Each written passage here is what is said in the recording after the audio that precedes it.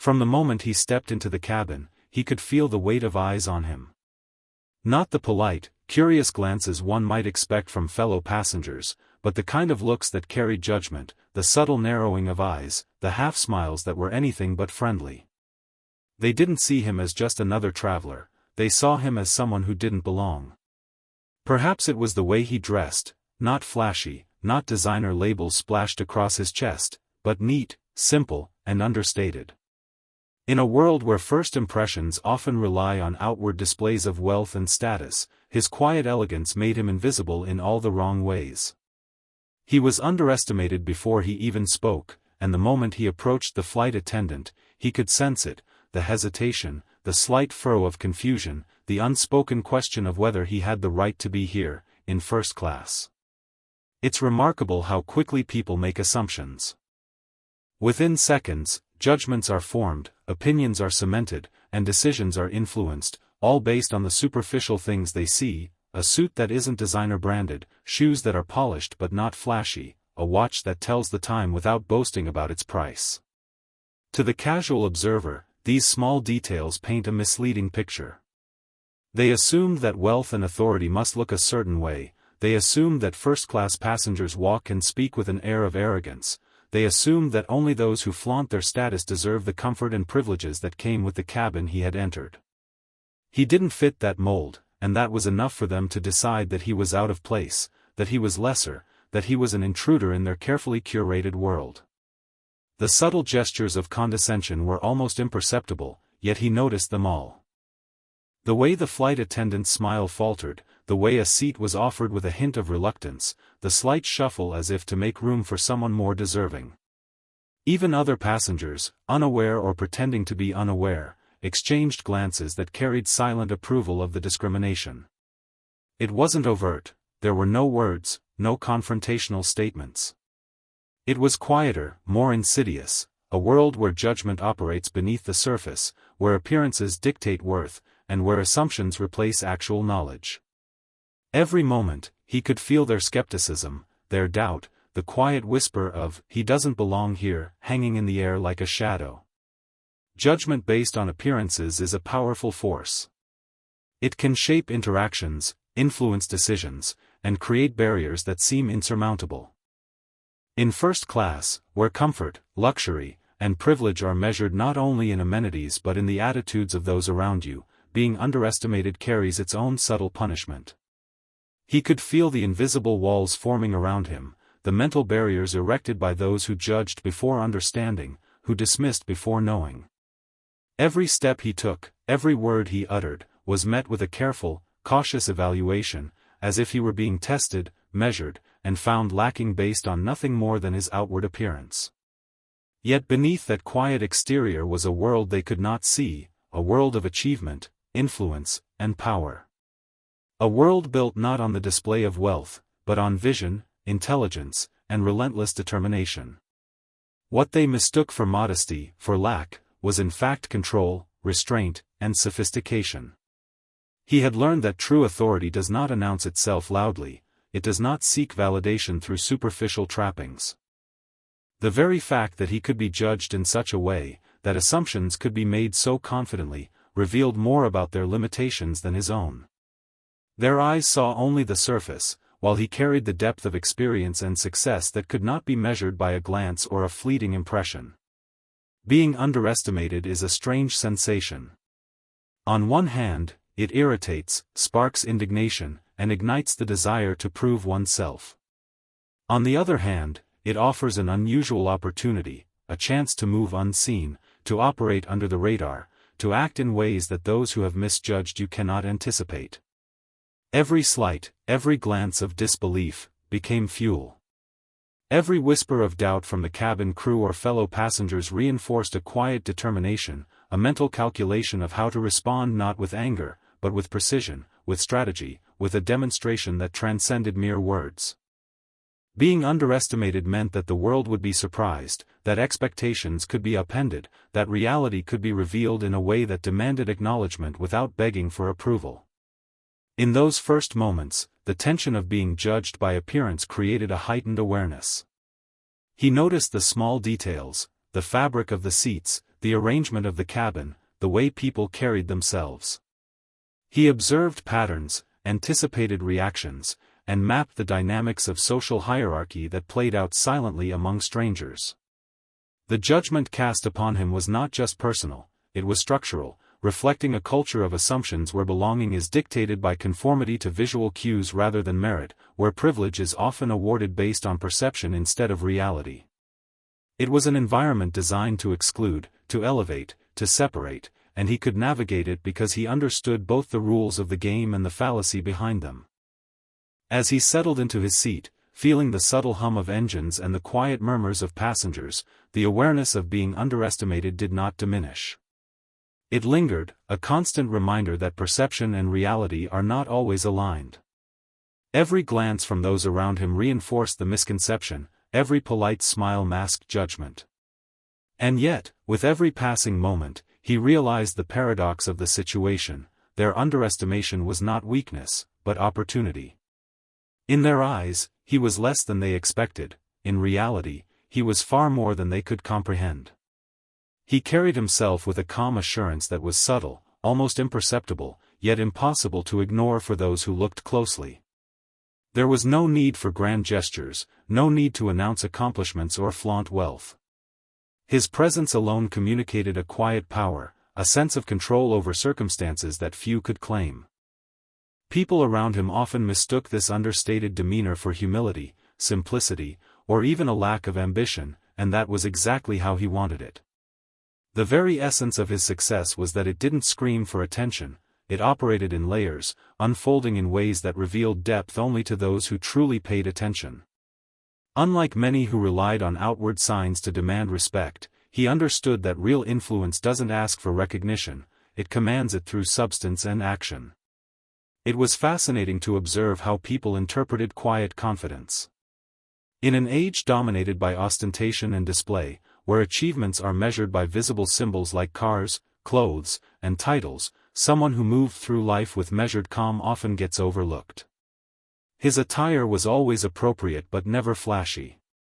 His words were concise, considered, and free of exaggeration. The subtlety of his gestures and expressions carried a weight that those around him often failed to grasp immediately. They were distracted by noise, by spectacle, by the constant need for validation, and so they misread him. They assumed that someone so reserved must be less capable, less significant, less deserving of attention.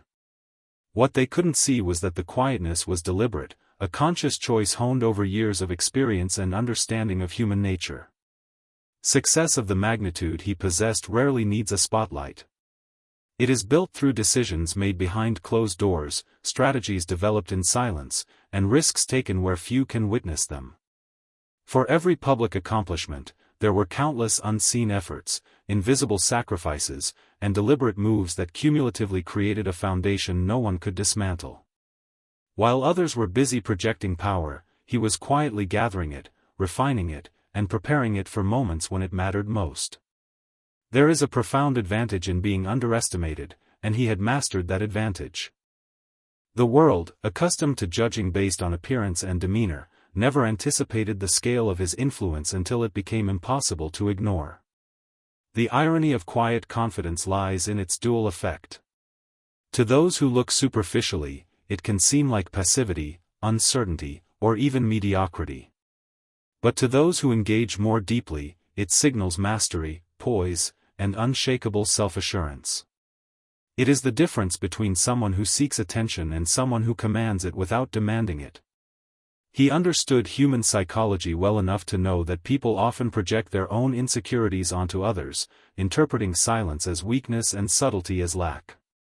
They failed to recognize that true power is self-contained, that it doesn't need validation, applause, or acknowledgement to exist. This quiet confidence allowed him to move through spaces dominated by assumption, judgment, and bias without faltering, because he had cultivated an internal authority that was immune to external opinion. Every interaction he had, whether with staff, passengers, or strangers, was guided by this inner certainty. His responses were measured, never reactive, and each decision carried the weight of thoughtfulness and strategy. While others acted impulsively or allowed emotions to dictate behavior, he remained deliberate, precise, and observant. This was not a mere habit, it was a cultivated skill, honed over years of navigating complex environments, managing high-stakes situations, and building networks of trust and influence. The outward calm was deceptive, masking an intellect constantly analyzing, predicting, and adapting to the world around him. What seemed effortless was in fact the product of discipline, experience, and an understanding of the subtle dynamics of power. Quiet confidence also shapes perception in profound ways. Those who try to assert dominance through loud speech or flashy appearances often exhaust themselves, creating tension and resistance in others. He, by contrast, allowed the world to underestimate him, to misjudge his abilities, to assume limitations that didn't exist. These assumptions became tools rather than obstacles.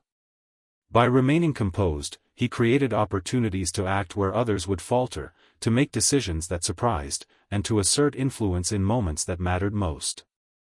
In a sense, his calm exterior was a shield, a strategy, and a statement all at once, a way to navigate social hierarchies while conserving energy, avoiding unnecessary conflict, and maintaining control.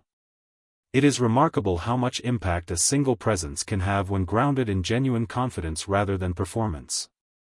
He didn't need to advertise accomplishments because they spoke for themselves in the outcomes he produced.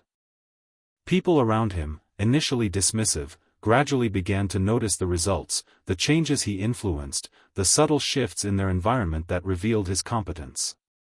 Their perception slowly adjusted, often too late to anticipate or counter the advantages his quiet confidence provided. The juxtaposition of their underestimation with the undeniable reality of his success created a powerful tension, one that he understood instinctively and leveraged skillfully. In essence, quiet confidence hides immense success because it refuses to conform to conventional expectations.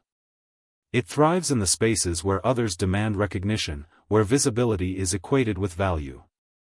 By remaining understated, by moving with purpose rather than display, he allowed the world to miscalculate him repeatedly. This miscalculation became an advantage, a tool that magnified the impact of every decision, every action, and every revelation of capability.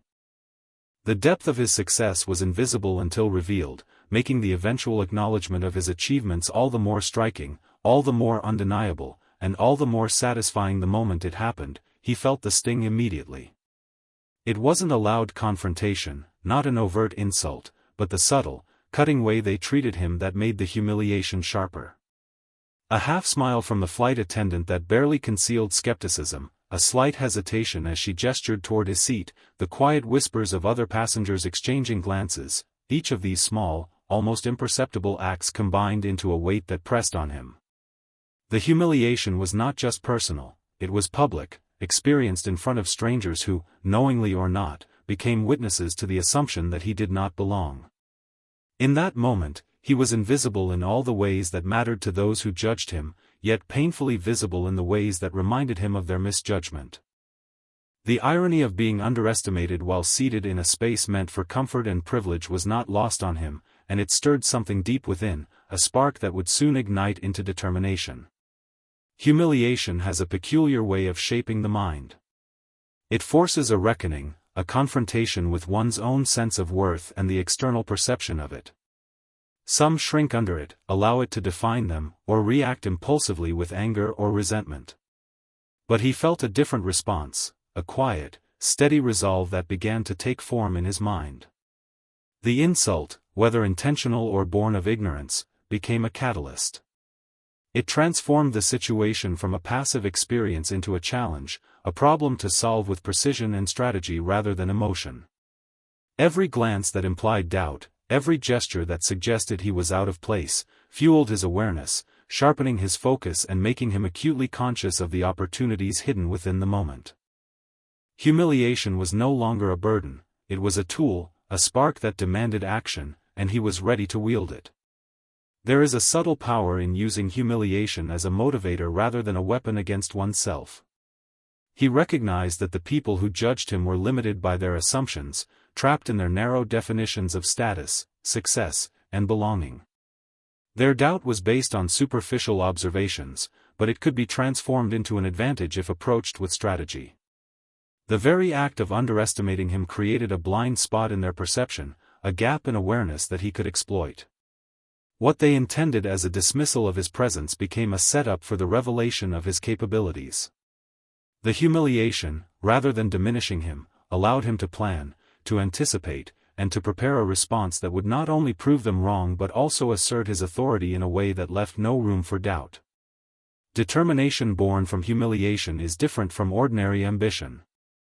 It is fueled not by abstract goals or distant aspirations, but by the immediate, tangible desire to reclaim dignity and establish one's rightful place.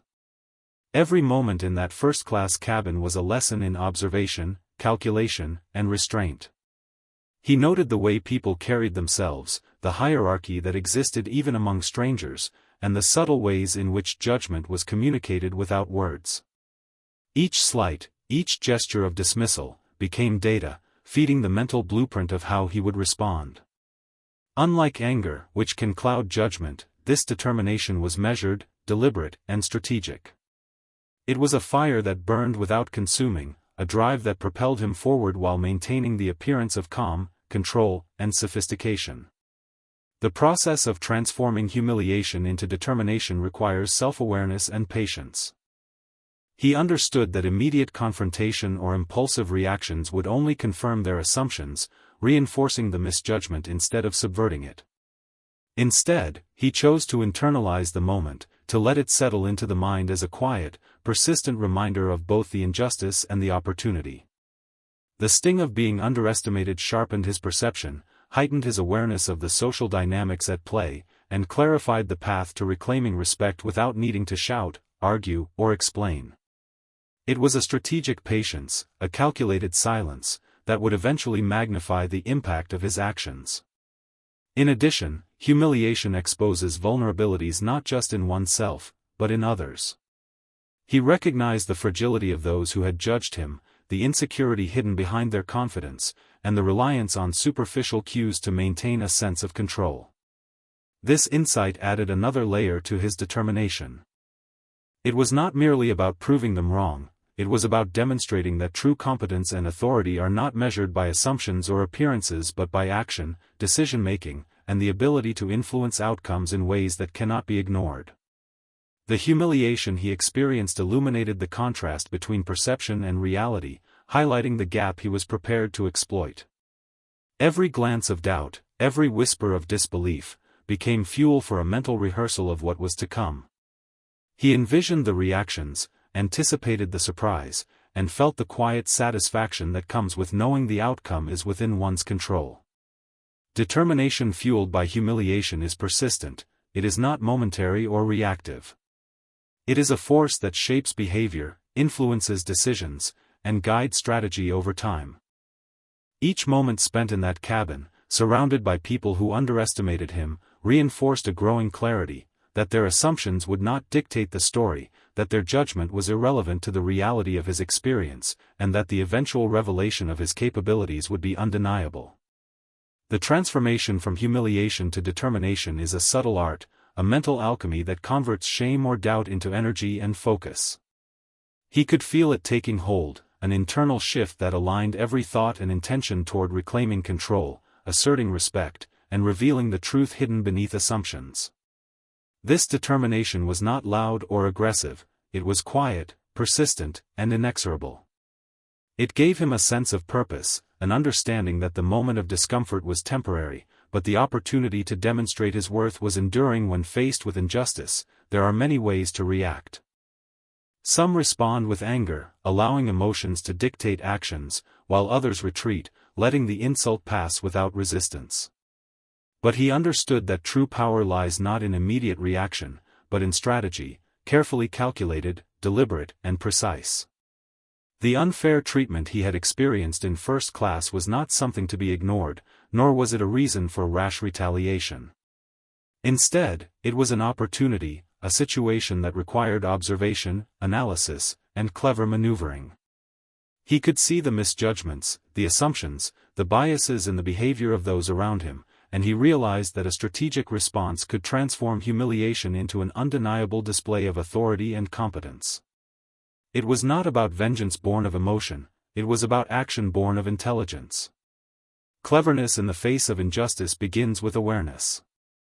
He observed every nuance of the cabin, the subtle hierarchy of the passengers, the unspoken rules of first-class behavior, the body language of the staff, and the reactions of those who had judged him. Each glance, each hesitant gesture, each whisper that suggested he did not belong became a piece of information to be processed, a clue to the best way to respond. Strategic thinking requires patience, and he had cultivated it over years of experience navigating high-pressure environments where every move had consequences. The immediate impulse to confront, to argue, or to assert himself aggressively would have satisfied the momentary desire for justice, but it would not have produced the lasting impact he sought. Cleverness required foresight, the ability to anticipate reactions, and the skill to manipulate perception without alerting them to his plan too soon. A strategic response to injustice is both subtle and powerful. It does not need to be loud to be effective, and it does not seek validation from those who misjudge. He recognized that the key to transforming the situation lay in controlling the narrative without appearing to do so. Each action was deliberate, each word carefully chosen, each interaction a chance to shift perception. By remaining composed and confident, he disarmed their assumptions, forcing them to reassess their judgments in real time. There was a quiet satisfaction in watching their expectations crumble, one carefully executed moment at a time. Strategy allows one to turn disadvantage into leverage, to convert bias into opportunity, and to reveal truth in a way that commands respect rather than demands it. Clever responses to injustice often rely on timing as much as action. He waited, observing the unfolding dynamics in the cabin, gauging when intervention would have maximum impact. Timing is subtle. It is about choosing the exact moment when others' assumptions are fully formed, their confidence is at its peak, and the revelation of capability will be most surprising. A premature move risks exposure and diminishes effect, a delayed move risks losing the opportunity entirely. He understood that the greatest power lies in the moment when action disrupts expectation so completely that it cannot be ignored. Every detail, every movement, every interaction became a step in a carefully choreographed plan, executed with precision and foresight. Moreover, a strategic response is rooted in understanding human psychology. He recognized that people often overestimate their ability to judge others based on superficial cues. Their confidence in their misjudgment made them vulnerable to surprise. He anticipated their reactions, their attempts to rationalize behavior, and their tendency to cling to initial impressions. By leveraging this psychological landscape, he could act in ways that would not only correct their assumptions but also leave a lasting impression. Cleverness involves predicting not just immediate responses, but the ripple effects that follow, and he had developed the foresight to anticipate those consequences, ensuring that his actions would resonate far beyond the cabin, beyond the immediate moment of injustice. Every interaction became a calculated move. When addressing the staff, he spoke with calm authority, revealing competence without arrogance. When engaging with fellow passengers, he allowed subtle cues of influence to emerge naturally, never forcing recognition but letting it unfold as a consequence of his presence. The strategy was not aggressive, it was deliberate, allowing the injustice itself to set the stage for his response. Cleverness transforms adversity into opportunity by recognizing that the world often underestimates those who operate quietly, and that true authority is revealed not through confrontation, but through the mastery of circumstance. In addition, strategic thinking requires flexibility. He understood that no plan is flawless, and circumstances can shift unexpectedly. Part of his cleverness was the ability to adapt in real time, to readjust based on the evolving dynamics around him. He could sense when assumptions were shifting, when misjudgments were deepening, and when opportunities for maximum impact were approaching.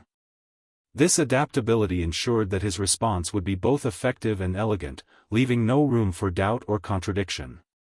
It was the combination of planning, observation, timing, and adaptability that allowed him to craft a response to injustice that was not only successful, but unforgettable.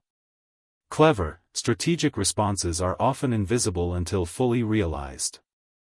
From the outside, it may appear that he is calm, patient, or even passive, but beneath that composed exterior is a mind actively working, anticipating, and shaping the outcome.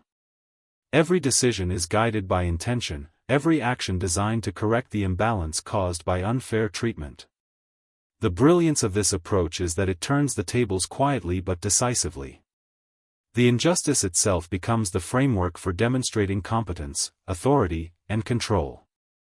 The misjudgment of others, once a source of frustration, becomes the catalyst for a display of intelligence, foresight, and subtle mastery. The moment of unexpected reversal is a rare and powerful thing, a point in a story or an experience when the world's assumptions collide with reality in a way that leaves everyone stunned.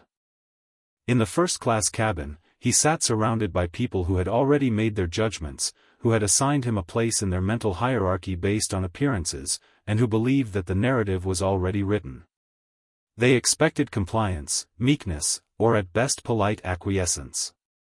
What they did not anticipate was the shift that would occur, the revelation that would turn their assumptions upside down, and the moment when the underestimated would become undeniable.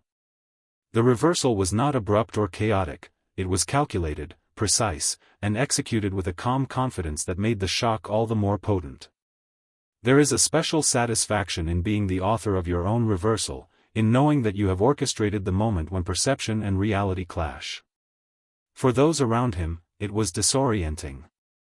Their certainty, built over minutes or hours of observation and judgment, dissolved instantly. The confidence they had in their evaluation of him, their assumption that he was out of place, their expectation that he lacked authority or influence, was shattered by a series of subtle, yet unmistakable actions. The effect was cumulative. Each interaction, each carefully measured gesture, each reveal of competence chipped away at their preconceived notions until the eventual reversal became inevitable. An unexpected reversal relies on contrast. It emerges from the disparity between expectation and reality. The more firmly others cling to their assumptions, the more profound the surprise when those assumptions are disproven. He had been underestimated from the moment he entered the cabin. People had calculated his capabilities based on nothing more than superficial judgments. That underestimation became the perfect stage for the reversal. By remaining composed, confident, and observant, he created a situation where the eventual demonstration of authority and skill would be amplified. Their surprise was not accidental, it was the direct consequence of his strategic patience and careful orchestration. The psychology of surprise plays a crucial role in a successful reversal. People are most startled when their mental models are rigid, when they have placed themselves in the position of certainty, and when reality disrupts that certainty in a way that cannot be ignored. He understood this instinctively. Their assumptions, formed in haste and reinforced by their desire to simplify complex situations, became his advantage. By observing their expectations and subtly positioning himself in contrast to them, he ensured that every action he took would carry maximum impact.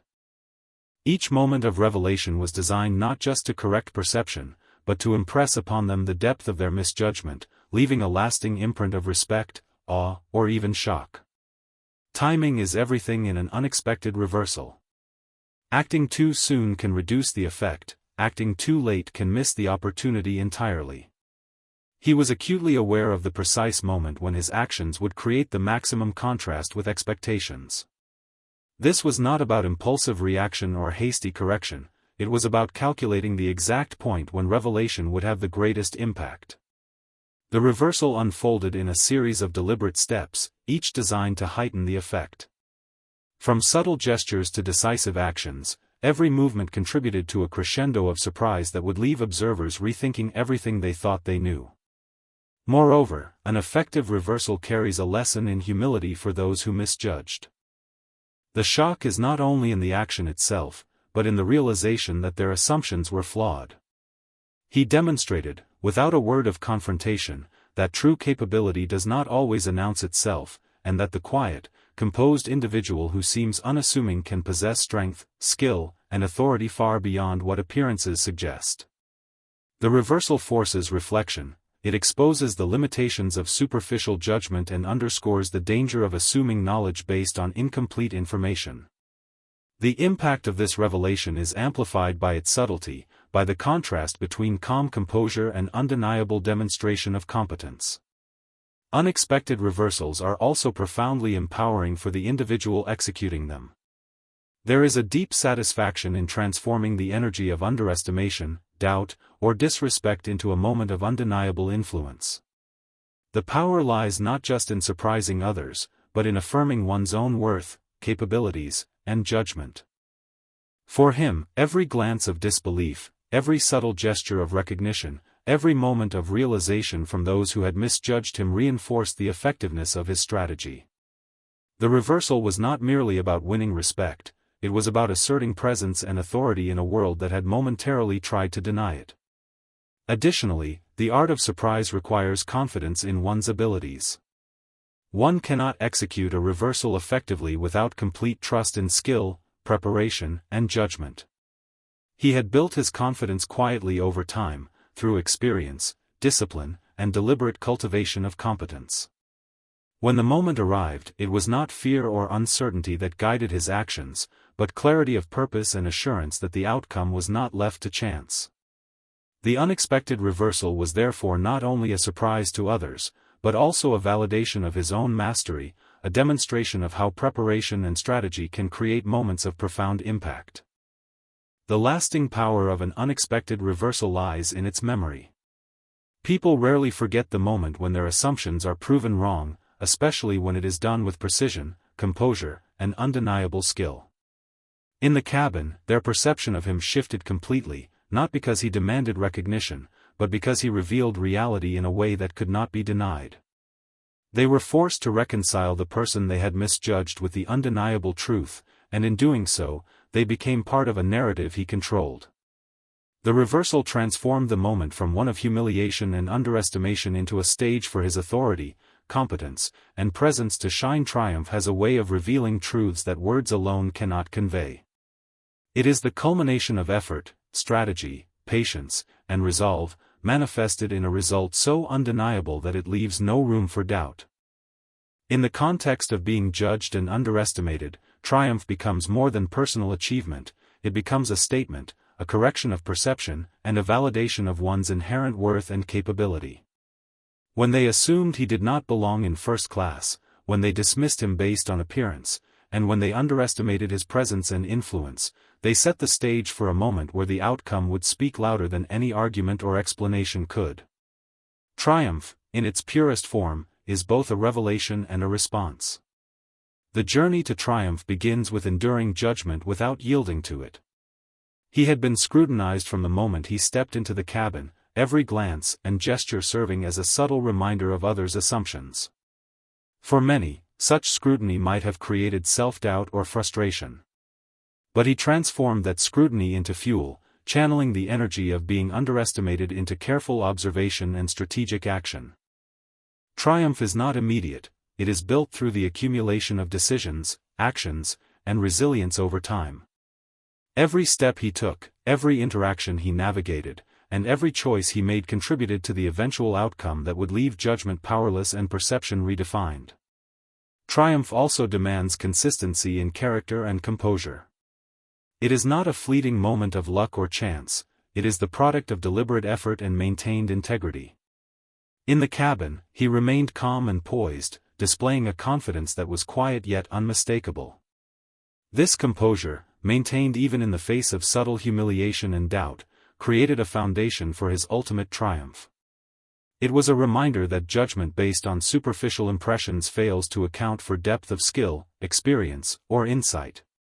Those who misjudged him were operating from incomplete information, and triumph served as a corrective lens, clarifying reality in a way that was impossible to ignore or dispute. Moreover, triumph transforms perception not through confrontation, but through demonstration.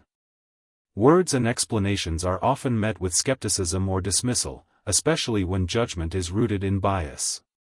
He understood this and allowed his actions, decisions, and presence to communicate the truth. Every choice he made, every subtle display of competence, and every demonstration of awareness contributed to a narrative that could not be contradicted. Triumph is undeniable precisely because it does not ask for permission or validation, it commands recognition naturally through results. By the time the moment of full realization arrived, those who had doubted him could not deny the reality they had failed to perceive. The power of triumph lies not only in its effect on others, but also in its affirmation of self. Being underestimated, judged, or dismissed can be a deeply destabilizing experience, but it also provides an opportunity to measure one's own resilience, intelligence, and strategy. Triumph serves as proof to oneself that external judgment does not define worth or capability. In this case, every successful action, every subtle reversal of expectation, and every demonstration of authority reinforce the understanding that true success and influence are independent of others' assumptions. The personal validation that comes with triumph is as profound as the public acknowledgement it generates, solidifying a sense of purpose, control, and confidence that is unshakable. Triumph in the face of misjudgment also carries a subtle, yet powerful, lesson for those who judged. It exposes the limitations of superficial evaluation, highlighting the danger of assuming competence or worth based solely on appearances. For those who had underestimated him, the realization is both humbling and instructive. Triumph illustrates that true value, authority, and skill often operate beneath the surface, invisible to casual observation but impossible to ignore once revealed. It is a statement not of anger or retribution, but of clarity and inevitability. The person they dismissed is far more capable, accomplished, and deserving than they could have imagined. Another remarkable aspect of triumph is its ability to transform narrative.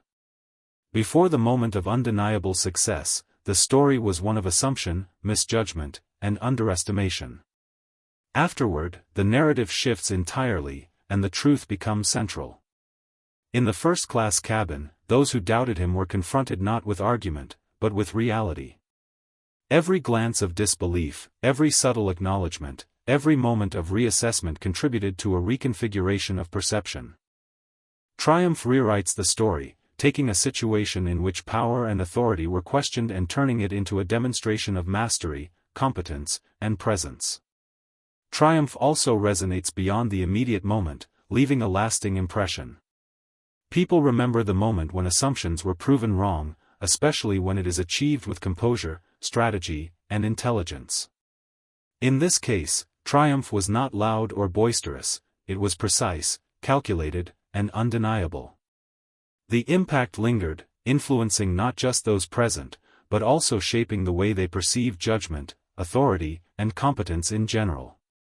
By triumphing, he created a ripple effect, challenging stereotypes, assumptions, and superficial evaluations, proving that true worth is measured not by appearances, but by action, insight, and impact. Ultimately, triumph proves judgment wrong because it is rooted in reality rather than perception. It is the convergence of preparation, strategy, resilience, and intelligence into an outcome that cannot be disputed. Those who misjudged him were forced to acknowledge the truth, not through debate, but through evidence, through undeniable demonstration of capability, and through the natural consequences of action and skill. Triumph is therefore both the destination and the vindication, a powerful affirmation that underestimation, prejudice, and doubt can be overcome by deliberate effort and unwavering confidence.